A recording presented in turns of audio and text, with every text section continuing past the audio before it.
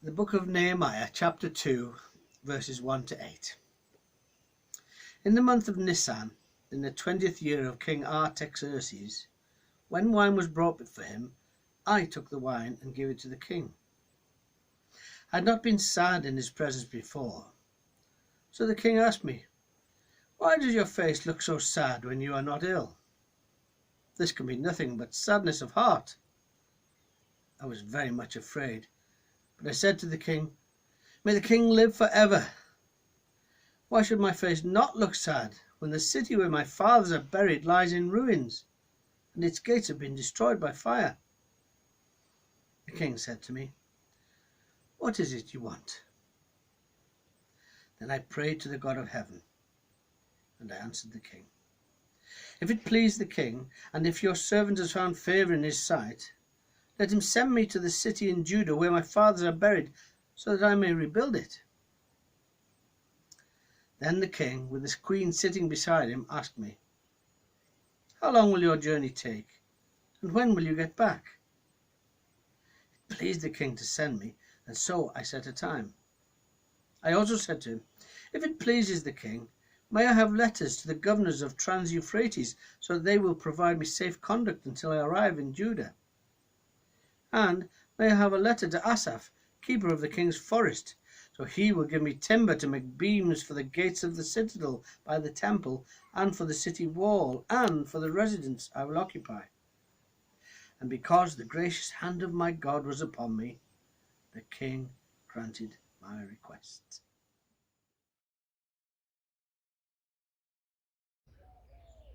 We're taking a look at Nehemiah tonight, and of course it's a big and important story, a book with lots to give us, and we won't do justice to all of it in one hit. But here's one or two things that I would like to draw attention to as we think about, continue thinking about what 2021 is going to be like for us as church, and for how we might navigate it and what we might take away from Nehemiah along those lines.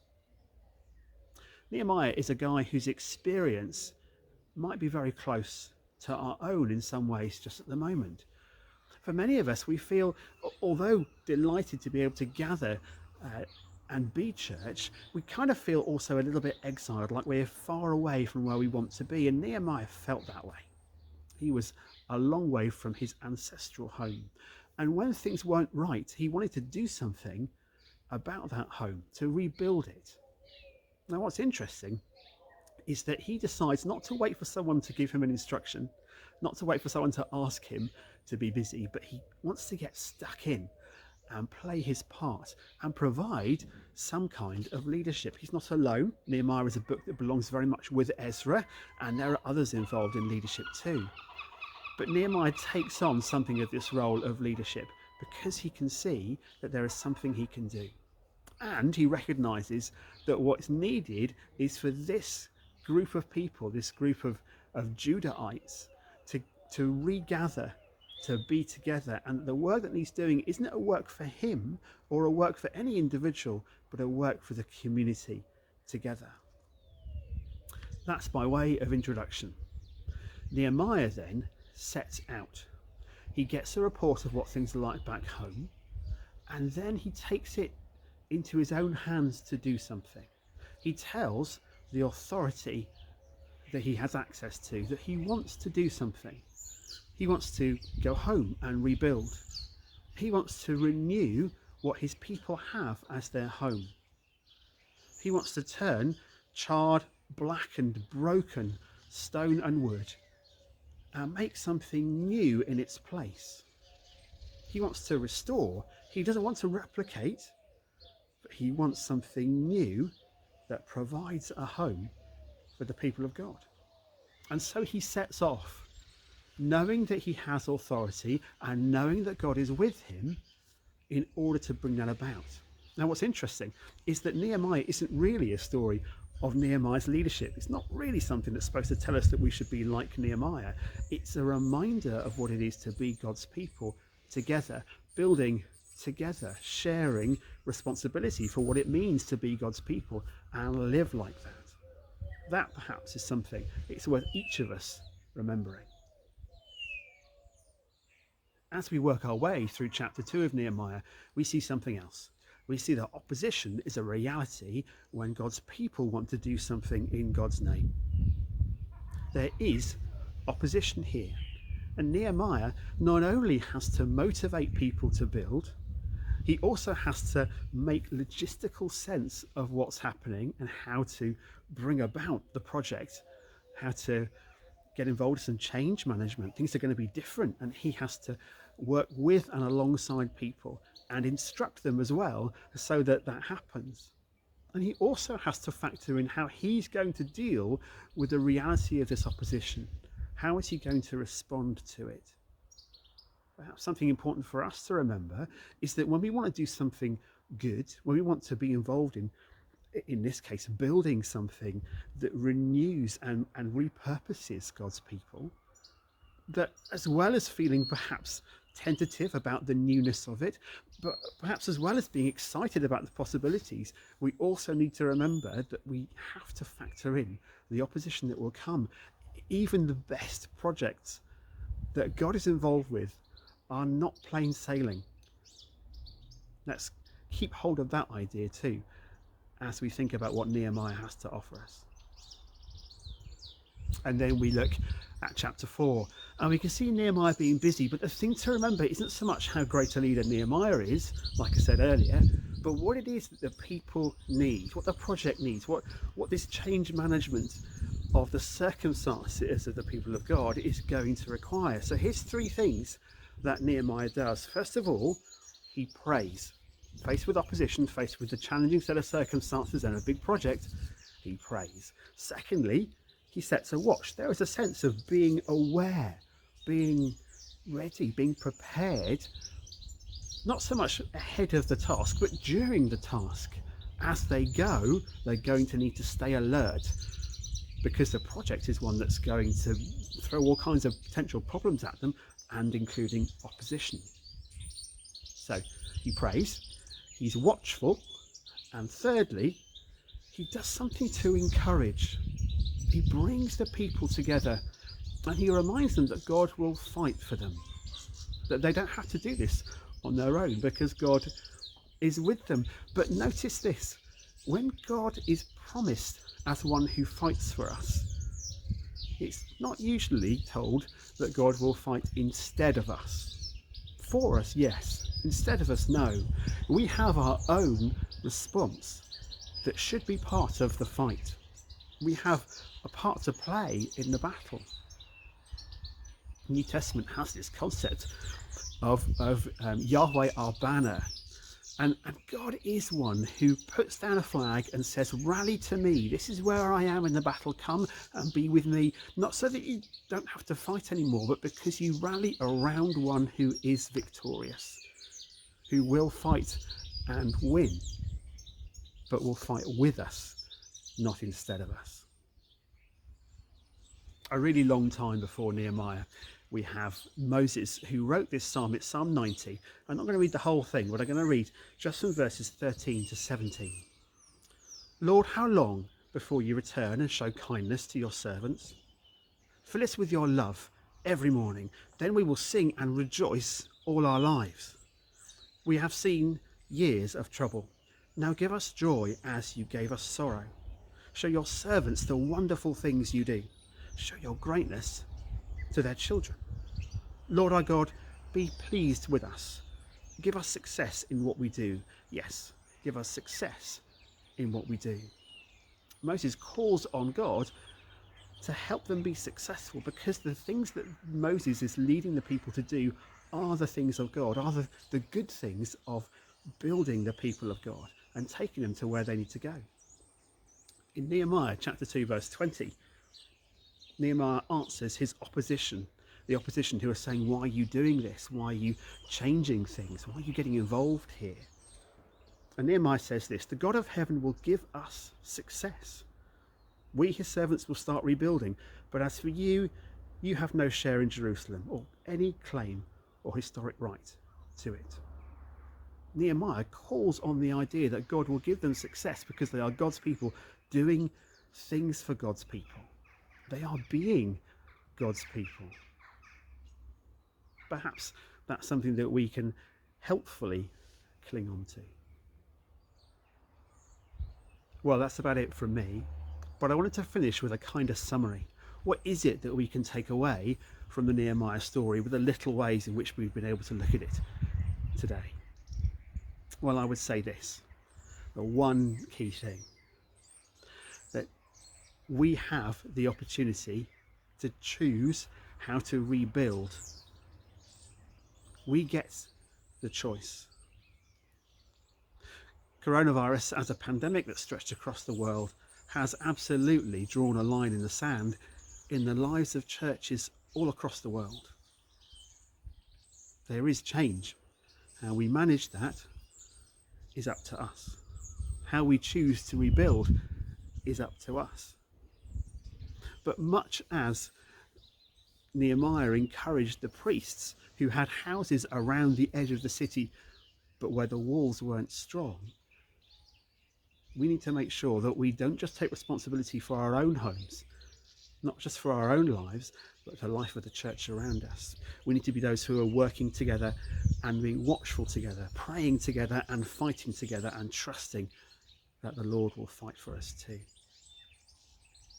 How will you be part of the church as it becomes? What part will you play in the newness? How will you contribute on this adventure? Amen.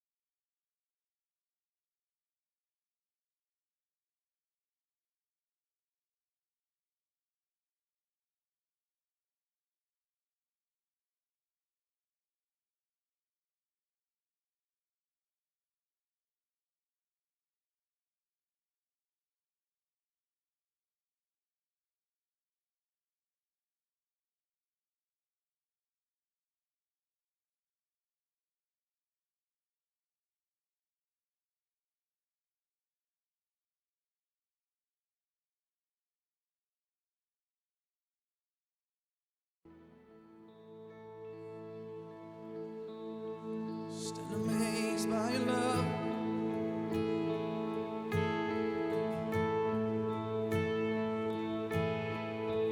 You give life, you are love. You bring light to the darkness. You give hope, you restore every heart that is broken. Great are you, Lord. You give life. You give life. You are love. You bring light to the darkness. You give hope. You restore every heart that is broken.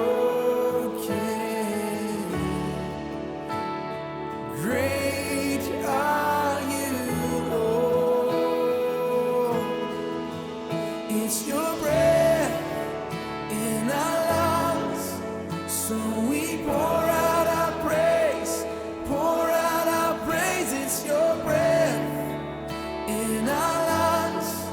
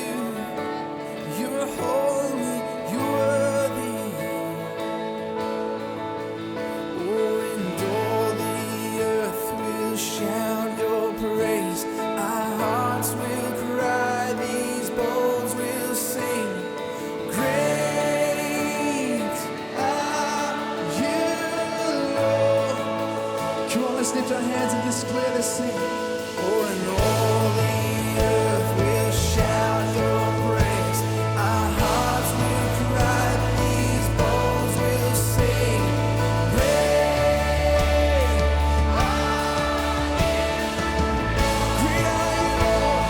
are you, Lord, we say. All the earth will shout, with crowds will sing.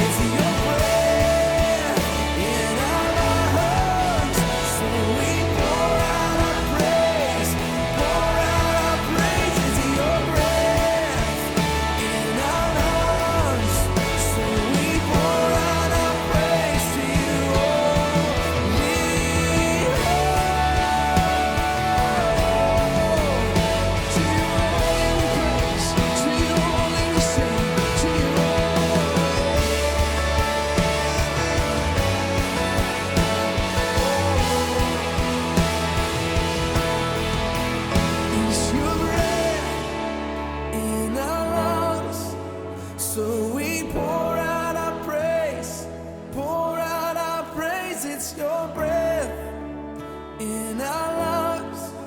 So we pour out our praise to you only. We say, great are you.